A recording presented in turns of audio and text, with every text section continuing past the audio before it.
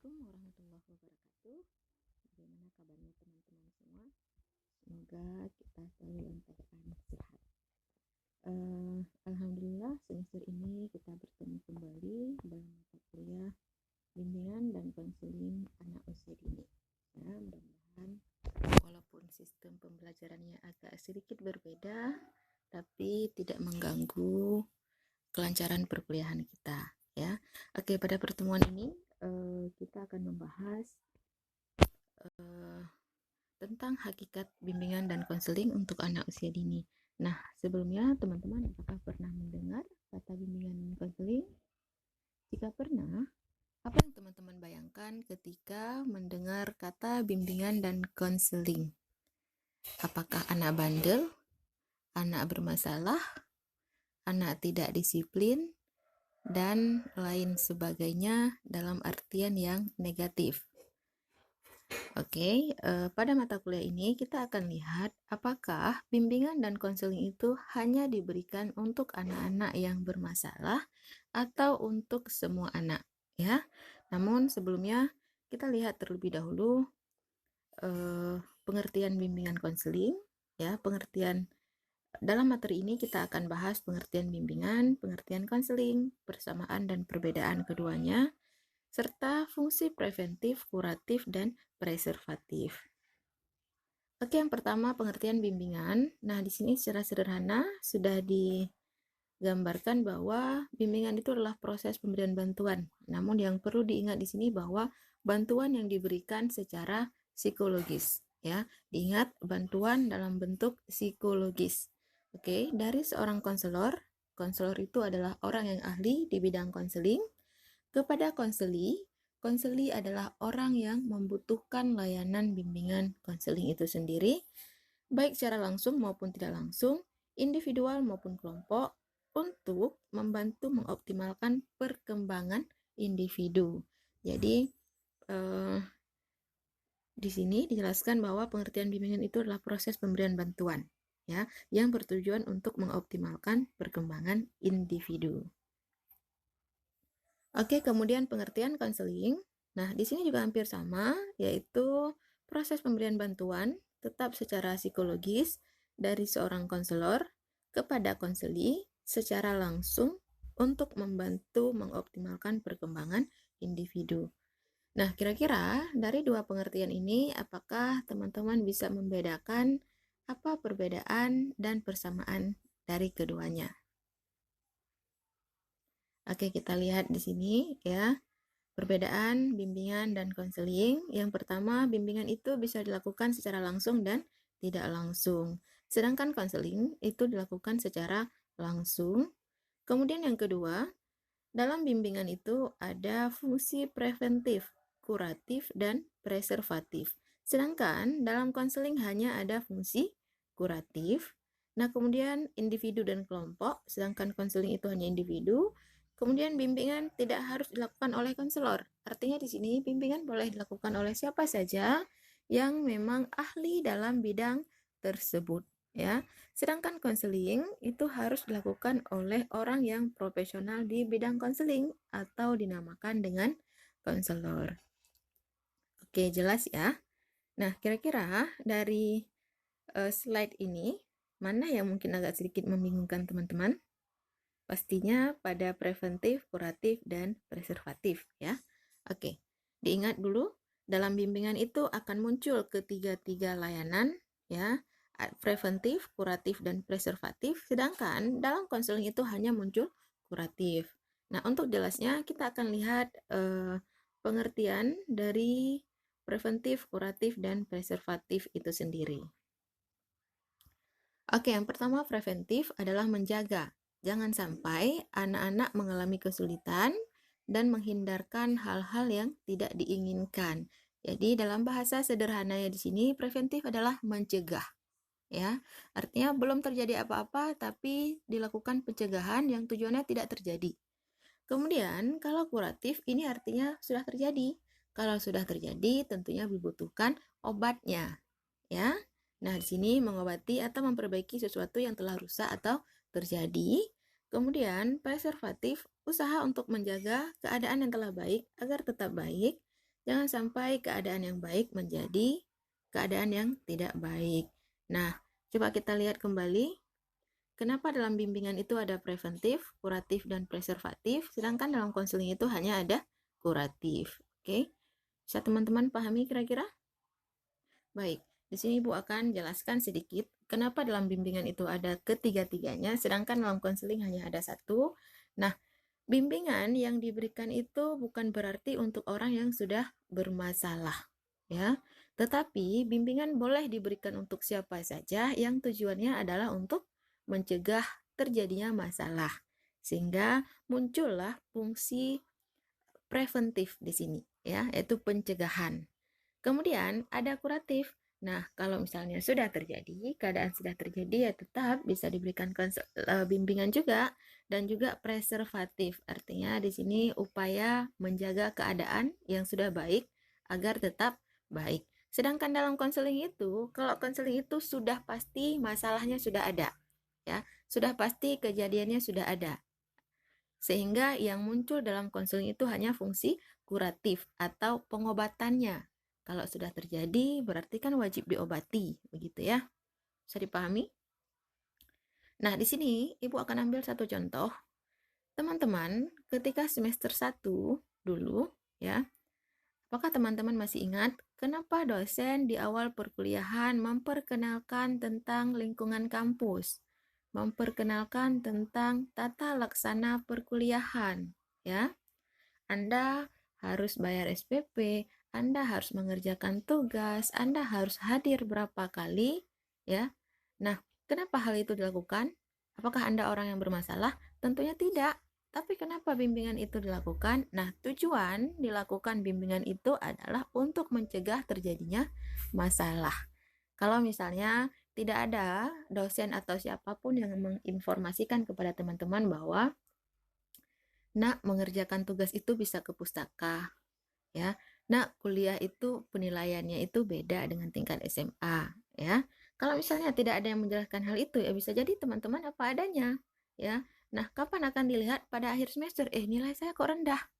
Nah, kalau hal itu sudah terjadi, berarti itu sudah masuk fungsi kuratif, sudah diperlukan konseling. Tapi kenapa selalu diberikan bimbingan? Ya, kan ada ya, ingat sebelum mengajar itu pastinya ada siraman rohani dulu sebentar. Nah, tujuannya adalah untuk mencegah terjadinya masalah. Namun, kalau sudah terjadi, ini misalnya teman-teman kemarin sudah menerima KHS, ternyata nilainya sangat rendah.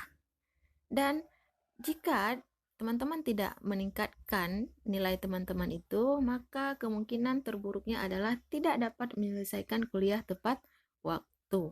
Nah, artinya kan itu sudah terjadi, sehingga ada dosen Anda atau keluarga Anda atau siapapun yang memberikan layanan konseling sederhana kepada Anda.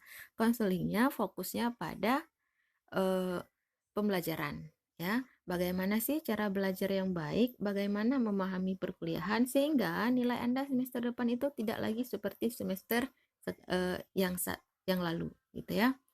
Nah, diberikan konseling, ya, fungsi kuratifnya atau pengobatannya, kemudian dilihat lagi, oh ternyata pada akhir semester 2 ini nilainya sudah lebih bagus dibandingkan nilai yang dulu. Nah, tapi tetap orang yang pernah mengawasi Anda, apakah orang tua Anda atau siapapun itu, ya, melihat bagaimana semester ini, apakah nilainya lebih bagus? Nah, itu artinya fungsi preservatif yang muncul, ya. Anda sudah baik, tapi Anda masih tetap diawasi dalam artian kondisi yang dulu pernah tidak baik itu tidak terulang kembali. Oke, mudah-mudahan bisa dipahami ya, teman-teman. Nah, berdasarkan pendapat tersebut, ya, BK Out dapat bimbingan konseling, ya, maksudnya dapat diartikan sebagai upaya bantuan dan dilakukan guru atau pendamping terhadap anak agar dapat tumbuh dan berkembang secara optimal serta mampu mengatasi permasalahan yang dihadapinya.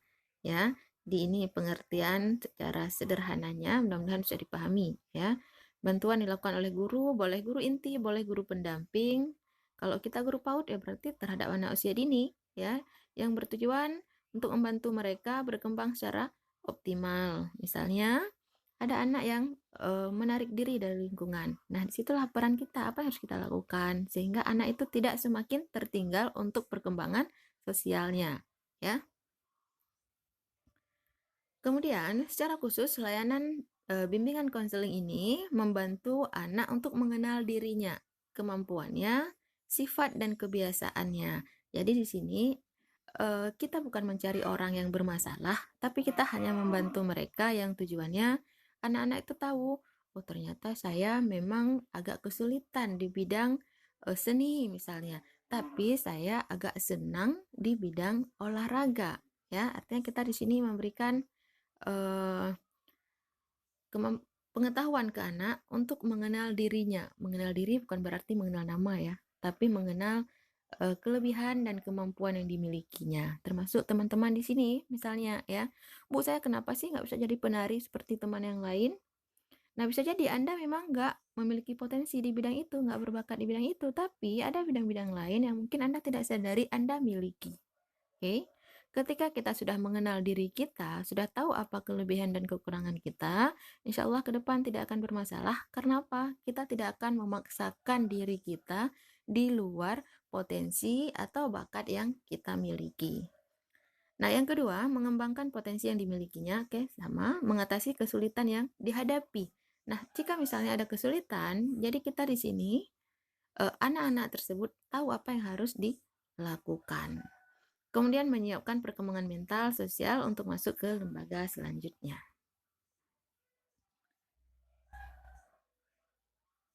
Nah, berikutnya, bimbingan konseling ini juga dilakukan untuk membantu orang tua agar mengerti, memahami, dan menerima anak sebagai individu. Jadi kalau di PAUD itu bimbingan konseling selain diberikan untuk anak itu sendiri juga bisa untuk orang tua. Nah, tujuannya apa? Sehingga orang tua bisa lebih mengenal anaknya itu seperti apa. Ya, sehingga tidak memaksa anak di luar kemampuan si anak. Misalnya ada orang tua ini apalagi di era sekarang ya, orang tua berlomba untuk akademik anak. Kadang-kadang ada orang tua yang memaksakan anak hanya di bidang akademik, tapi orang tua mengabaikan di bidang yang lain. Contohnya adalah sosial emosional si anak. Nah, ini bisa jadi informasi dari kita sebagai guru untuk menyampaikan ke orang tua bahwa ibu, bapak, ya ini contoh ya, ibu, bapak, alhamdulillah anak ibu memiliki perkembangan sosial emosional yang sangat bagus.